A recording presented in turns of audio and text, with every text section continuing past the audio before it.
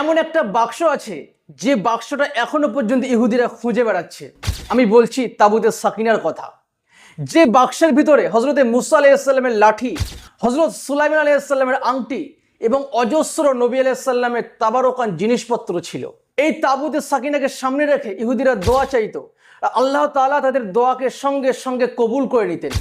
এই বদাউলতে ইহুদিরা প্রত্যেক যুদ্ধে জয়লাভ করত। একটা সময় এই তাবুতে সাকিনাকে রাখা হয়েছিল হাইকালে সোলাইমানিতে, কিন্তু ওই সময় ইহুদিরা আল্লাহর সঙ্গে নাফরমানি করতে শুরু করলো। আল্লাহ পাক রব্বুল আলামিন ইহুদিদের উপরে আযাব নাজিল করলেন। হাইকালে সোলাইমানি ভেঙে চূর্ণ বিচূর্ণ হয়ে গেল, আর তাবুতে সাকিনাটাকে খুঁজে পাওয়া যাচ্ছে না। সেই সময় থেকে এখনো পর্যন্ত ইহুদিরা এই তাবুতে সাকিনাটাকে খুঁজে বেড়াচ্ছে। তাদের বিশ্বাস, যদি এই তাবুতে সাকিনাটাকে একবার তারা ছুঁতে পারে, গোটা দুনিয়াকে তারা শাসন করতে পারবে, গোটা দুনিয়ার মানুষ তাদের কদমে লুটিয়ে পড়বে। আপনি কি আগে জানতেন এই তাবুতে সাকিনা সম্পর্কে? কমেন্টে লিখে জানান।